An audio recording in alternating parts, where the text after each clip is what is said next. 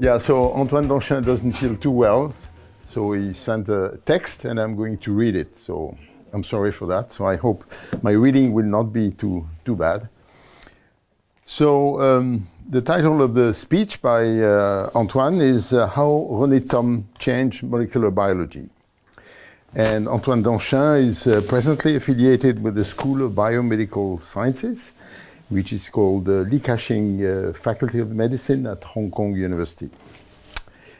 As we celebrate the anniversary of René THOM's birth, it may be time to review how this thought influenced molecular biology, whose presuppositions he was so critical of.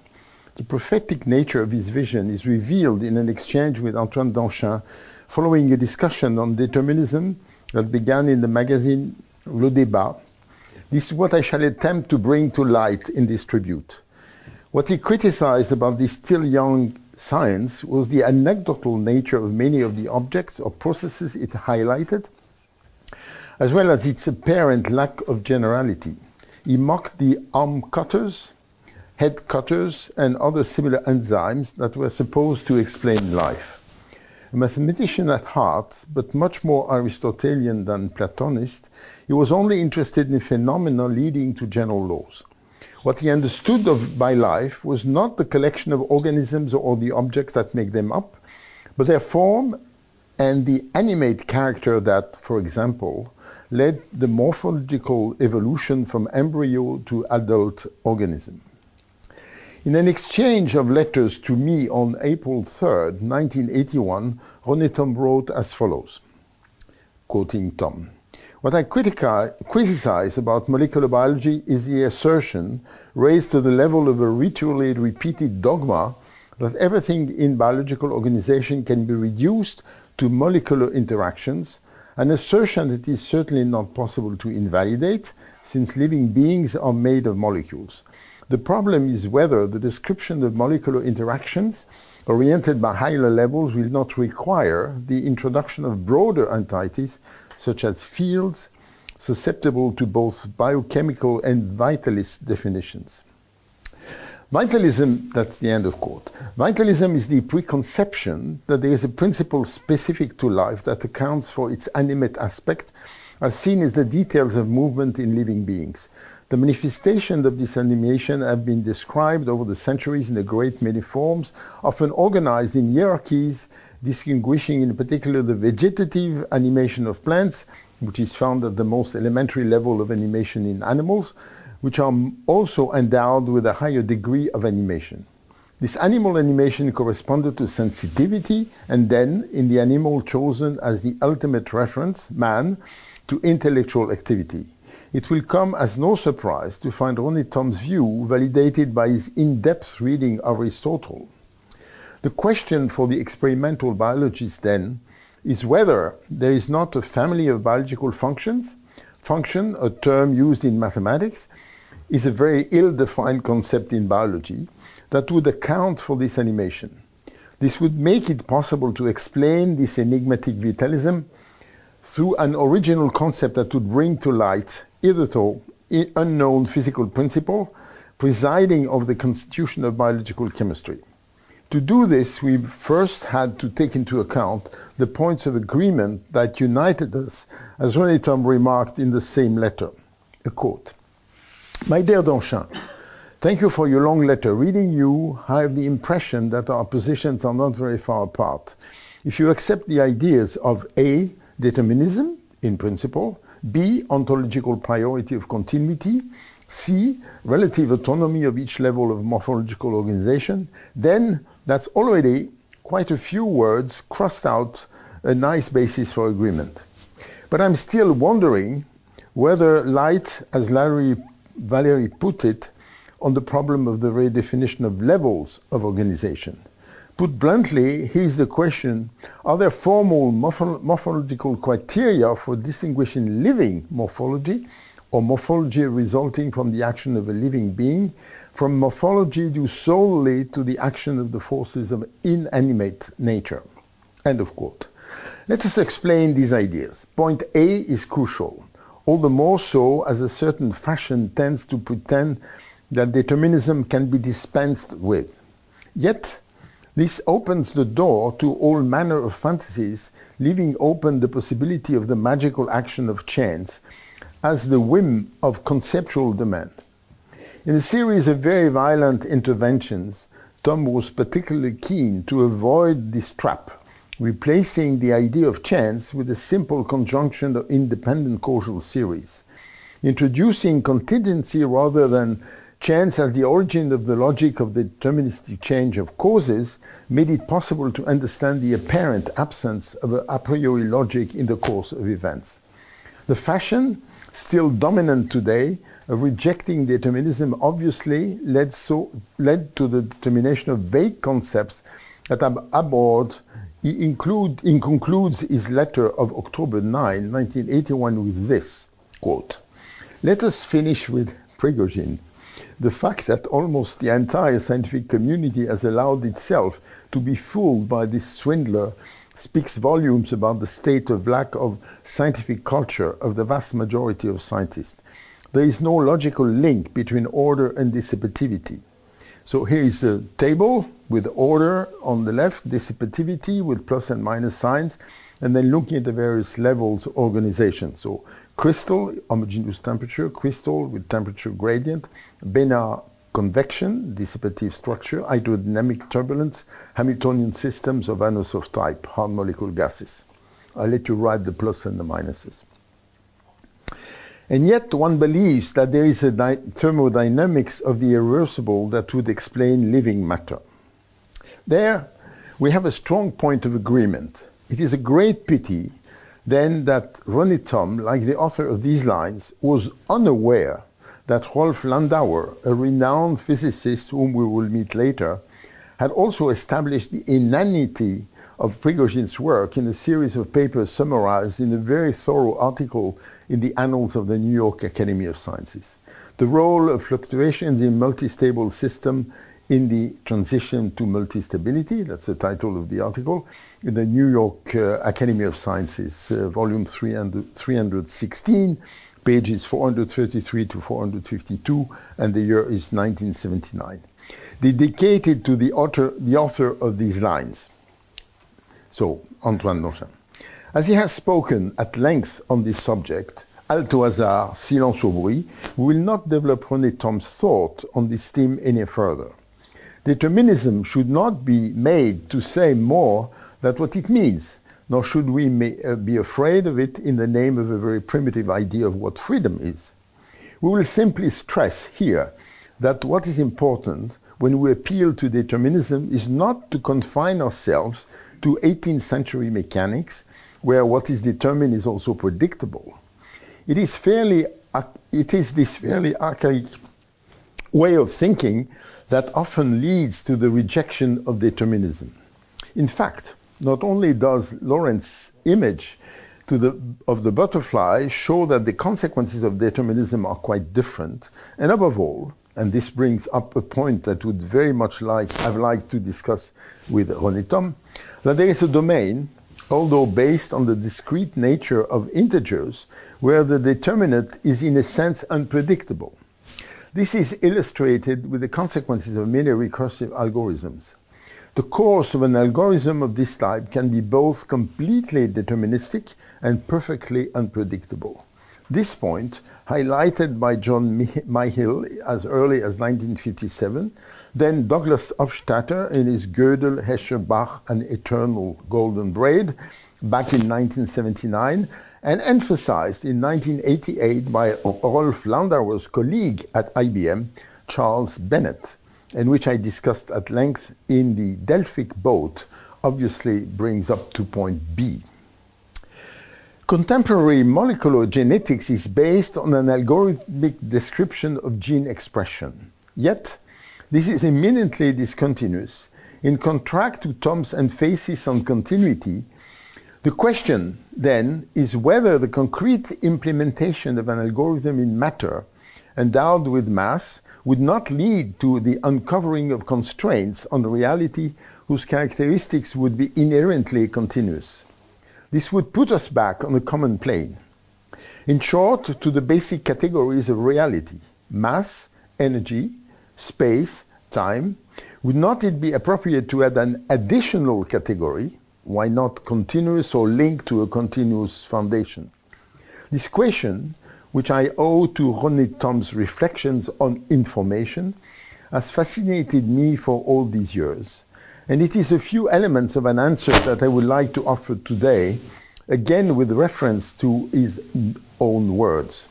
To try and understand his point of view, it is interesting to quote another passage from this same letter, where the insistence on the vitalist vision of the phenomenon of life appears once again, at least as a heuristic. THOM proposes the existence of entities in reality that behave like fields that can be formally manipulated without having to go into the details of the objects involved. Quote from THOM, and that a mode of approximation based on vitalist interpretation could be faster than the patient and tortuous deciphering of the biochemical and biophysical basis of these fields. End of quote. But before illustrating what a solution might look like, we must still consider point C. This requires a very elaborate response, which is linked to the status of experiment in biology, and which I can only sketch out in what follows.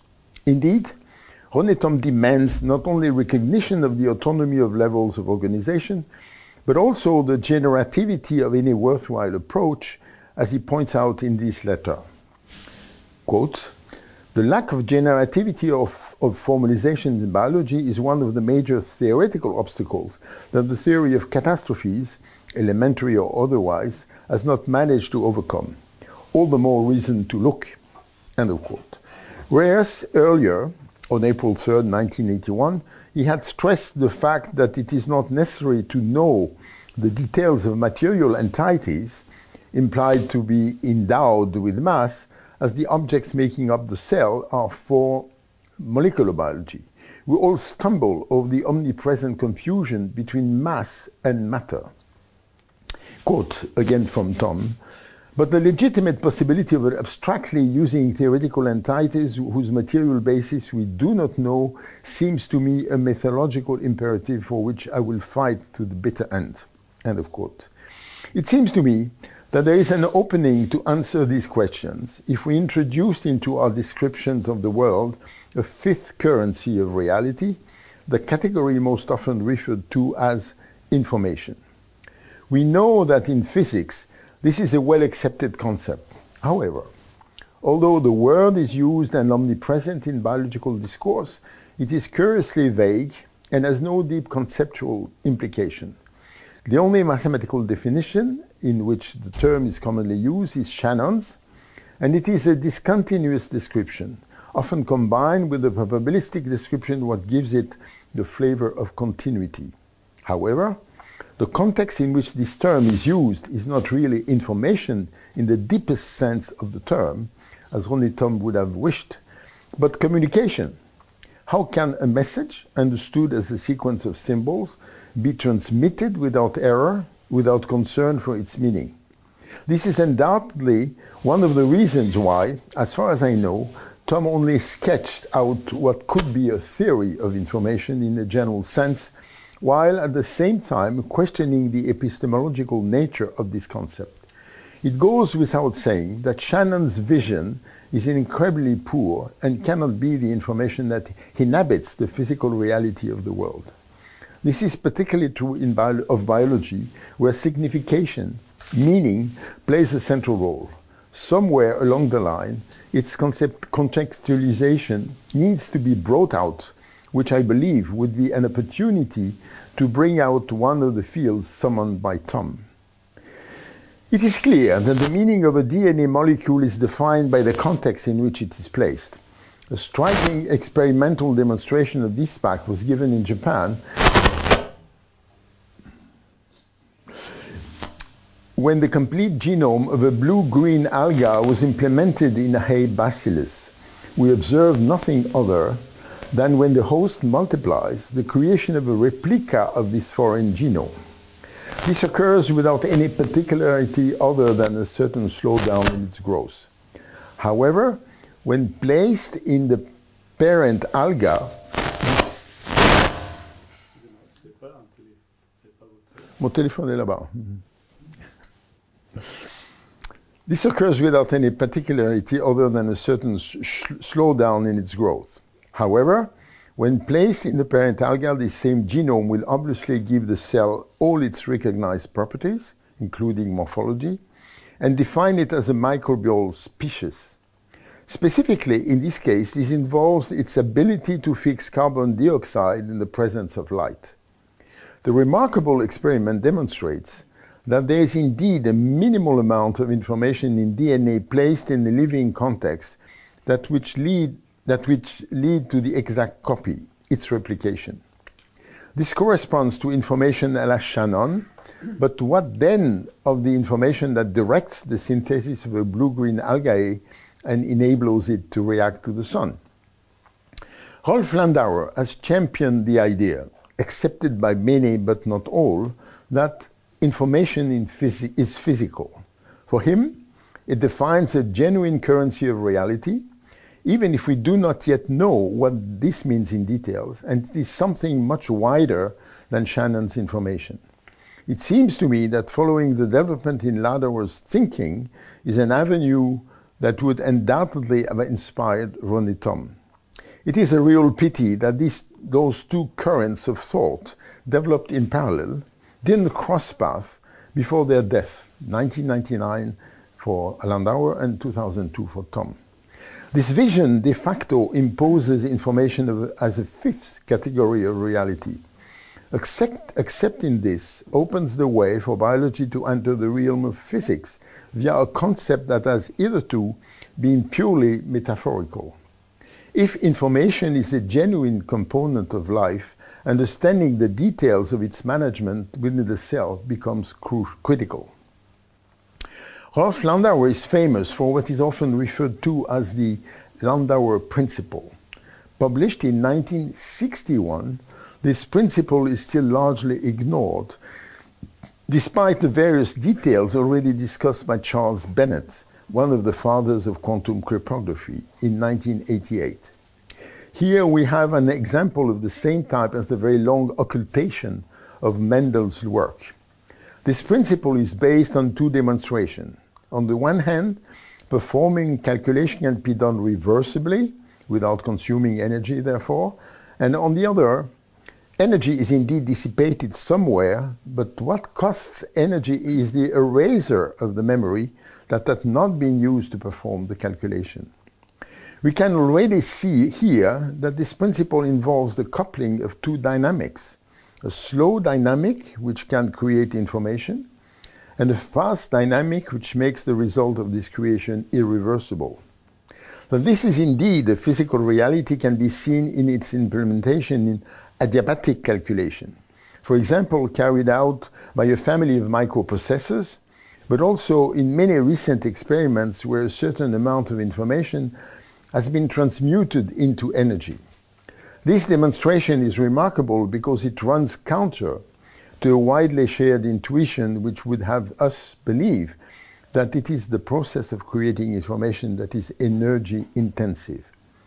Do we not see here the introduction of what could be described as a catastrophe? It is in the essence of catastrophe theory to presuppose two time scales, the slow dynamics relating to external or controlled variables, and fast dynamics relating to internal or state variables.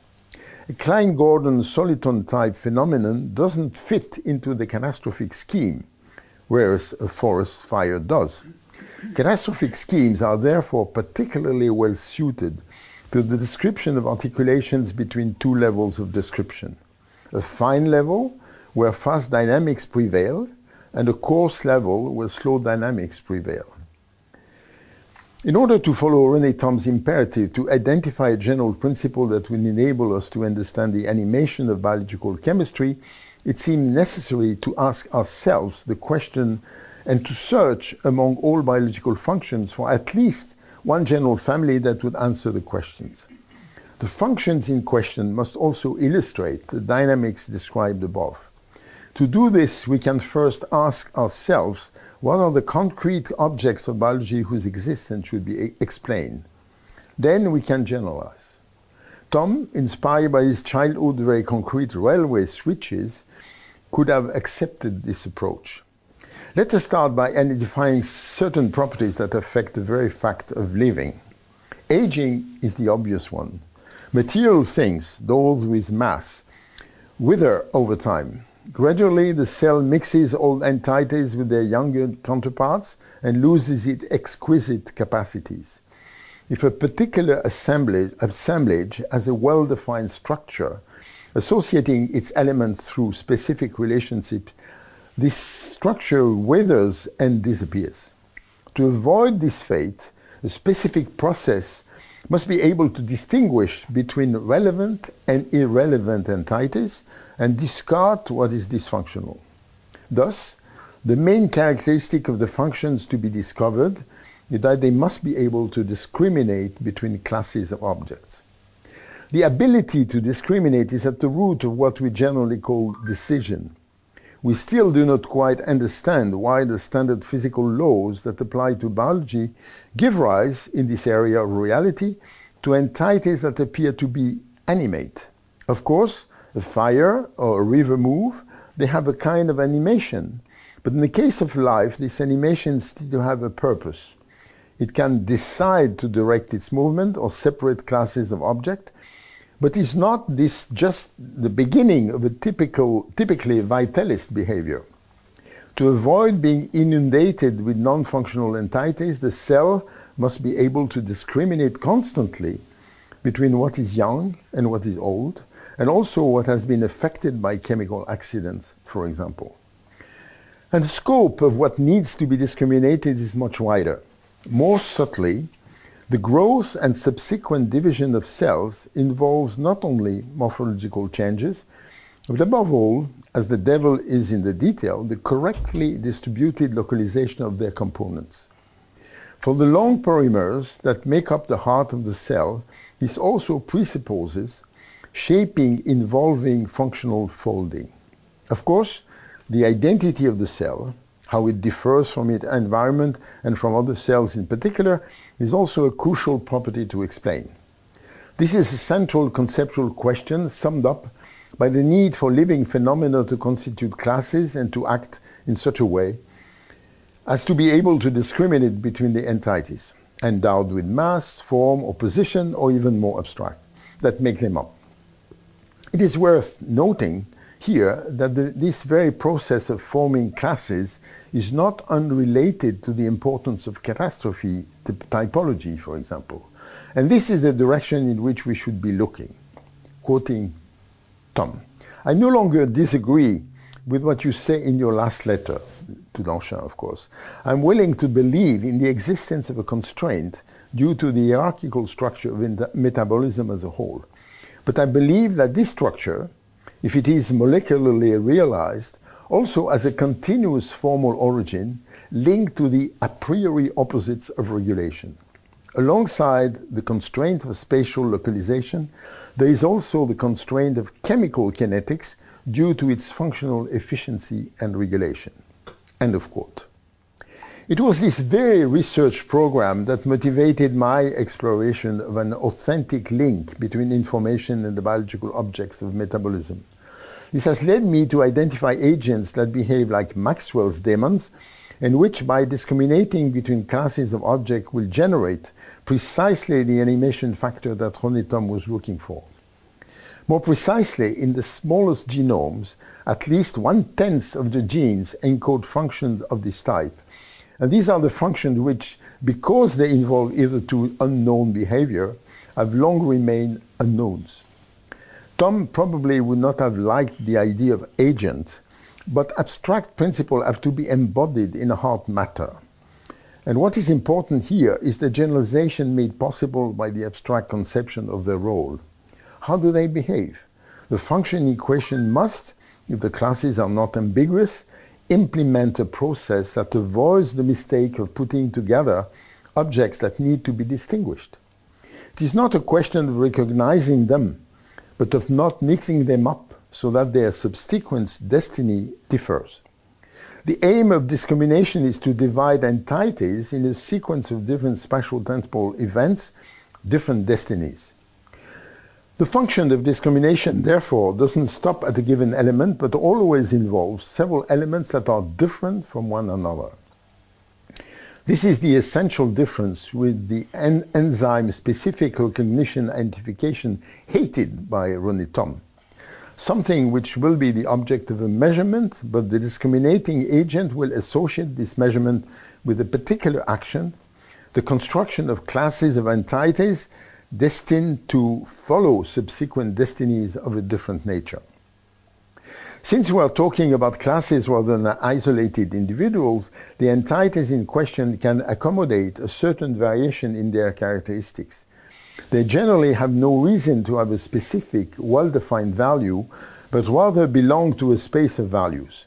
We see here a process generalization of the type desired by THOM. This means that the discrimination algorithm is very different from the recognition algorithm. The characters involved are not independent of each other, and their combination has no reason to be additive. Typically, if such and such a character has such and such a value without particular limits, then the presence of such and such another character is expected within limits that will depend on the value of the first character. This is Markovian with all possible generalization. Furthermore, the process tolerates a certain level of contradiction.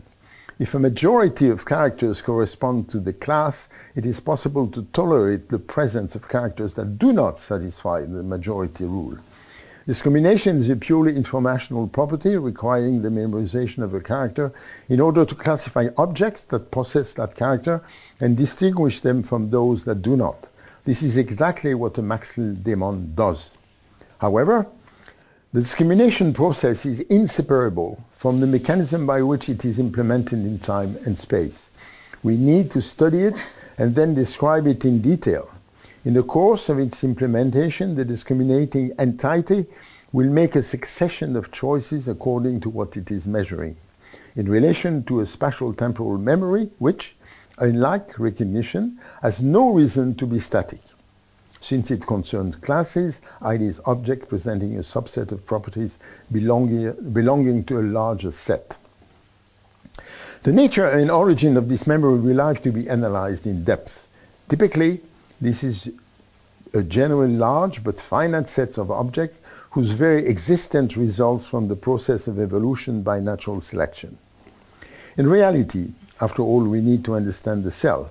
The process of discrimination can affect the discriminated object as it unfolds, since this object is defined as belonging to a class and therefore doesn't present a strictly unique set of characteristics. This is where a mechanical dimension of physics can come into play. The discrimination process can deform the object during the interaction that decides whether it belongs to a class, which explains the difficulty we have in distinguishing energy dissipation linked to the discrimination process, discussed later, from that link to mechanics, which deforms the object, for example. Defining a discrimination process therefore implies describing a sequence of events involving a dynamic series of interactions. It is therefore reasonable to speak of a discriminating agent.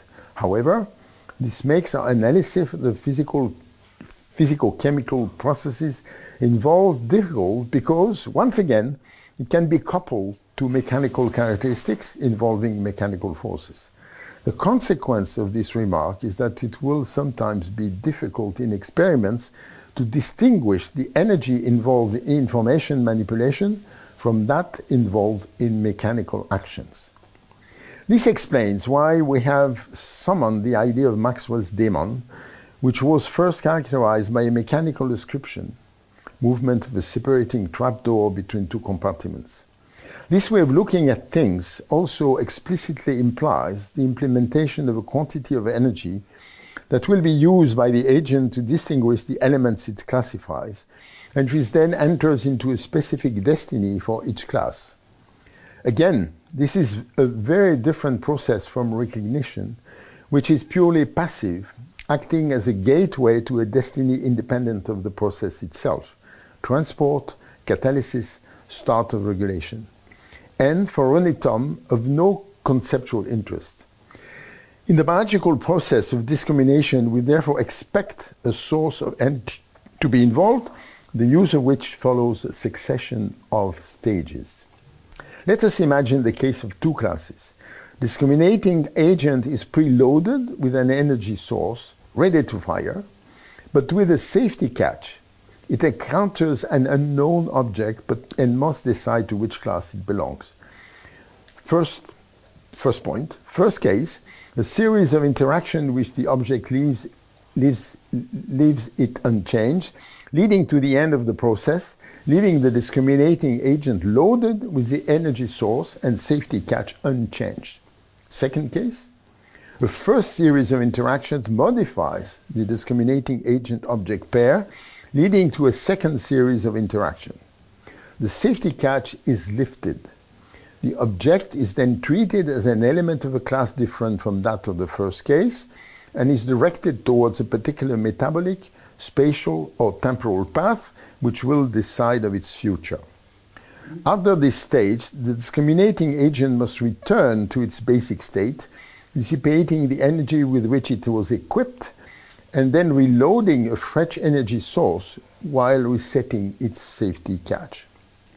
All this involves a number of steps well observed in characterized biological agents, typically activation of an energy-rich bond, breaking of the bond into at least two elements, ejection of at least one of the elements, then resetting with ejection of what remains and replacement by a new energy source. An illustration of this way of using energy to manipulate information is the sorting process that allows only young proteins to occupy the bud of a new cell in yeast, while aged or damaged proteins end up in the mother cell. The dynamics that lead to the identification of entities in a class are slow, whereas the dissipation of energy to reset them to zero is rapid. Would not this have inspired René THOM? There is one final point I would have liked to submit to his sagacity. Understanding the growth of cells, rather than the macroscopic embryos that were dear to his heart, brings to light a real question of morphology. Amusingly, it was a kind of anecdote that opened up the corresponding general question. Here it is. The most abstract principles have to be embodied in the physical reality of the world. This requires the involvement of objects whose nature is contingent, but which take the necessary place to enable the concrete realization of a general principle. The process of discrimination that enables the construction of classes dissipates energy. Till this point, this description remains highly abstract.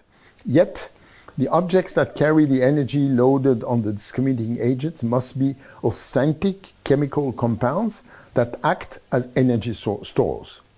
These compounds are always the same, whatever the discrimination function. However, experiments have revealed a notable and totally unexpected exception.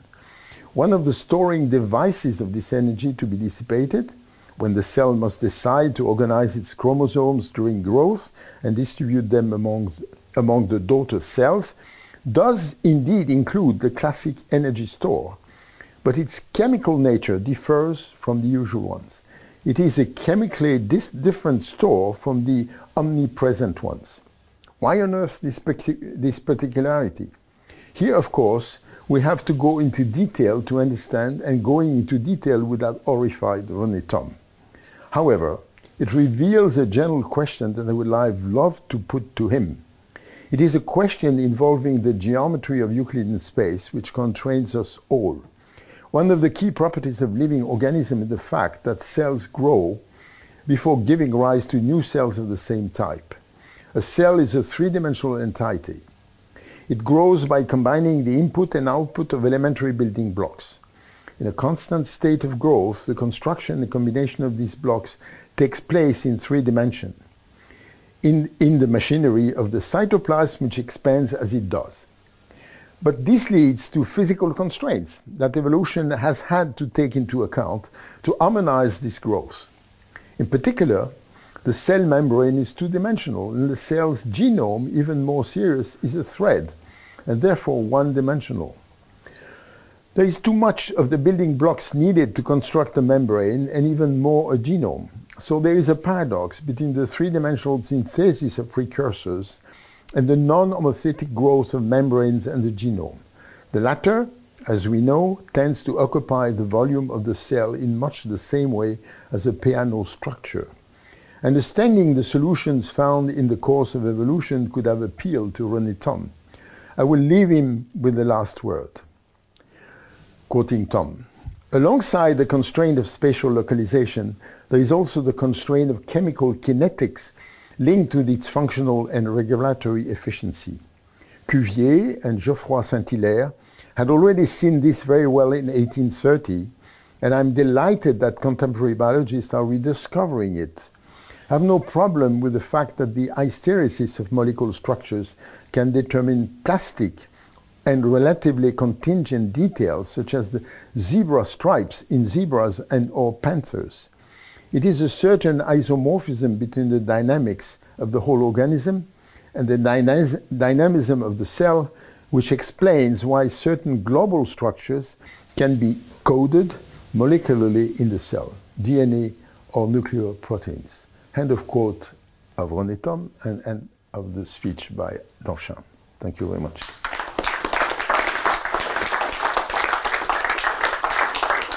And I cannot answer questions.